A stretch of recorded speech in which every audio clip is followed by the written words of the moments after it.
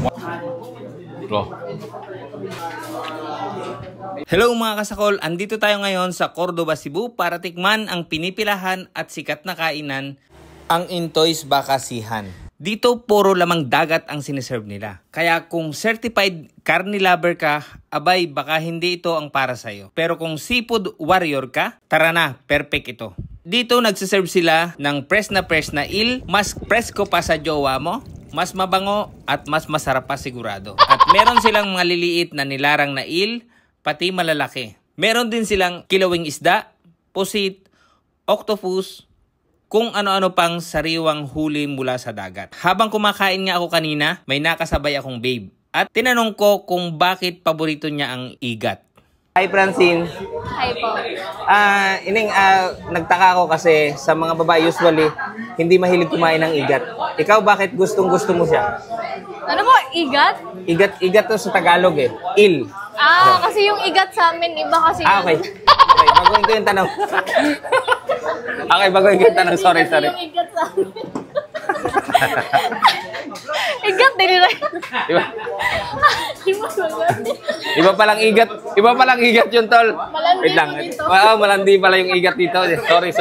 Sorry. Aba, ang sagot niya, nako, medyo mali pala ang tanong ko. Kaya paalala mga kasakol, huwag basta-basta magtatanong sa Bisaya kung gusto nila ng igat. Baka ikaw na pala ang gusto nila. Joke lang. So mga kasakol, hindi ko na ito hahabaan pa. Tara, simulan na natin ang sakulan. So mga kasakol, ito na yung ating in-order. Pareho tong nilarang, kaya lang ito yung malaking eel.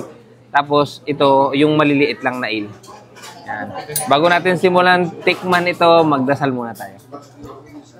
Bless us, O Lord, in this we give us what to receive from day bounty through Christ, our Lord. Amen. Ano pang hinihintay natin? Ata. So, ito yan mga kasakol. Ganito ito kainin. Yan. Alisin mo lang yung tinain yan. Mga lods. Yan. Kasi mapait yan. Tapos hihilisin mo lang yan, oh. Yan.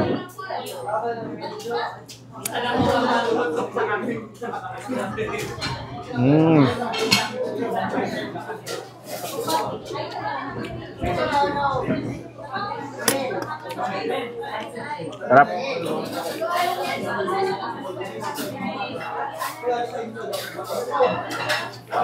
Yan.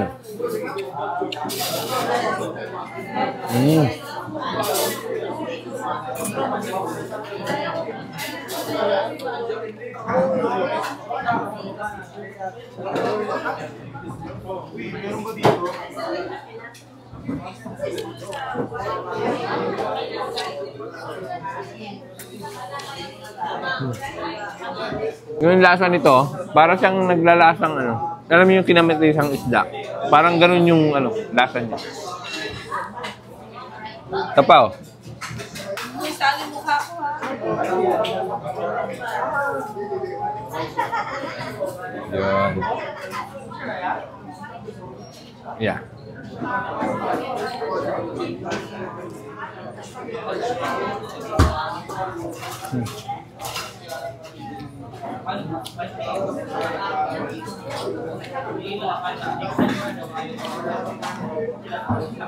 Ito naman. Nilarang din siya, pero ito naman yung malaki. Sarap.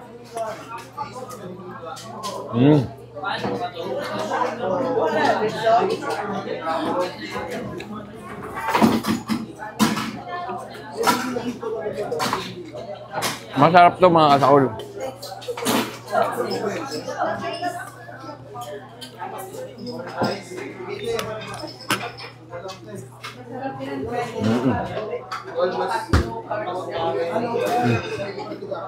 Bagay ito sa seafoods natin.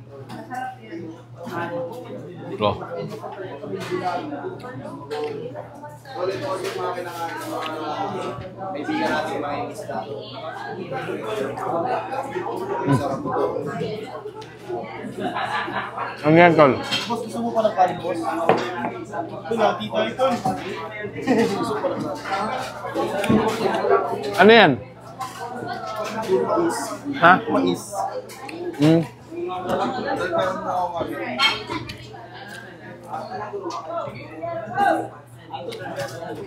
Sarap.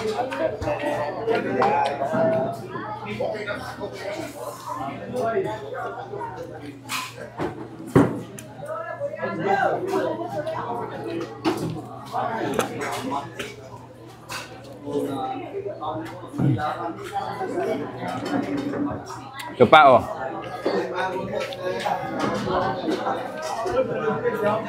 Ayusin lang natin yung bituka kasi yun yung part na mapait, mga kasakol. Pakita ko kayo ba? Pulot mo gusto mo, may gulo na lang ako.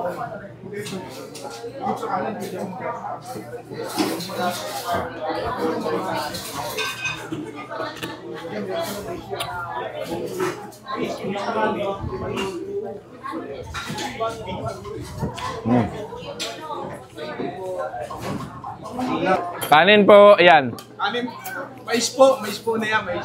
So ito mga kasakol ay kanin na mais, yan oh. Papamais nga rin ako, Tol. Ito maganda kasi low carb to. Pwede to sa mga nagda-diet. Yan oh. Tol, pamais nga rin ako, Tol. Mais, Tol. Mais ka din, Tol. Ang mas pito kasi nga, yung mais, pwede gawin kanin. Kasi pa lang makakatigim na ito. Pwede gagawin natin kasi. Ati na natin dito ba? Maganda kasi yan, Tol. Bakit ano yung part na talaga ng CP? Yeah, sino pa yan? Pwede ba palit? Di, pwede na.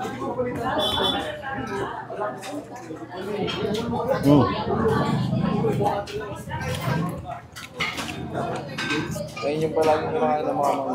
Ito guys, ang lasa, parang shirataki rice siya. Maganda lang to, maganda to kasi ito local. Yung shirataki rice, hindi sa atin yun. Ano mo naman? Entoys na kasi. Sabi guys, ito nga pala yung order ko sa Entoys na kasihan. Tapos, try natin itong mais. Kasi sabi sa kanila ba, sabi, no carbs daw po. Diba, okay na okay daw po eh. Tignan nga natin ito. Hindi, parang bigas lalo, dugo. Mismo, Tol. Ito, hati kami dito naman itong karot. Baka si Tol. Baka kasi, malati ka ba? Oo, man, mabisa. Bale, part time ko na makakatay magandang isda. Para Sarap. makain ito. Parang ano yan, Tol, hinihimay. Dadat nakakamay ko. Sinakabay ko ba? Ano yun, Tol, no? Ganito yan lang tol oh.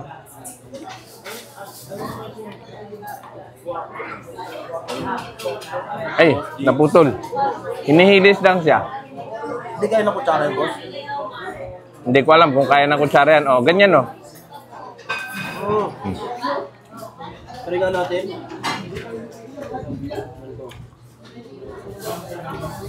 Okay. Diba? Oh, yun, Tol.